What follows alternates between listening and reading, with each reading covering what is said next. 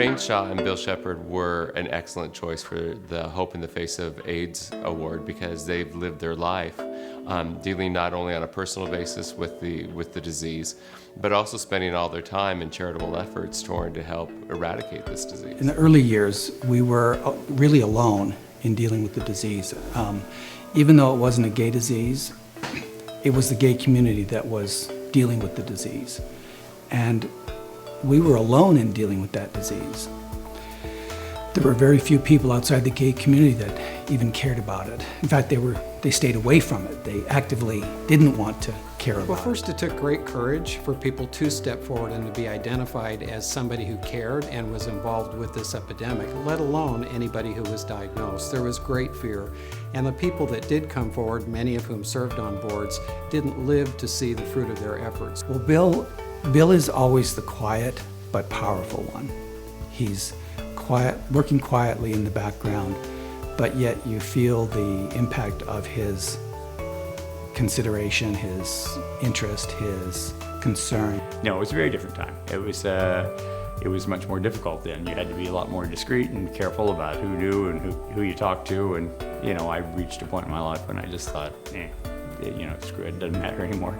And so I've been on the board of Equality Arizona for, I think, a 6-year term, and very active in, local politics and the arts and the gay community. And I've been involved with almost every gay organization in town at some point. Back then, if you were diagnosed when Bill was diagnosed, you definitely were given a sentence and you had time left on this earth. So get your stuff together. And Bill was living proof that it didn't have to be that way. I'm quite sure some of the treatments that he chose to participate in weren't always easy. But again, it goes back to attitude, and he had the attitude that he was going to survive and he was going to live with the disease. He wasn't going to let the disease dictate what he was going to do in his life.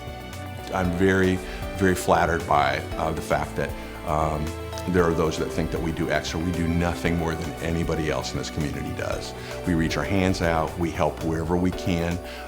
Bill works very closely with those that need help through pro bono work in the legal community. And those are just things that we would do anyway, but it's a tremendous honor to receive this award. Well, I think Range brought his ability to connect with people outside of the gay community. That was really the amazing thing. He was able to bring in other people and talk to them and help them to understand why it was such an important issue.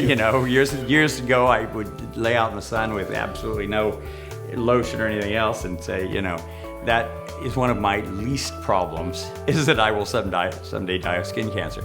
Now, every couple of months or once a year, my doctor, examines me from head to toe, finds 2 or 3 different things, and okay, we got to take this one off, we got to take that one off, and I'm thinking, damn, maybe I should have worn that sunscreen a little bit more when I was younger. But at the time, I thought, I'm not going to die of skin cancer. I would say by the 3rd date, Bill said that he had something to tell me, and by the 3rd date, I was hopelessly in love. And he said, this is really hard for me to say, but I have to tell you that I'm HIV positive. And it took me by surprise because I was not aware of it.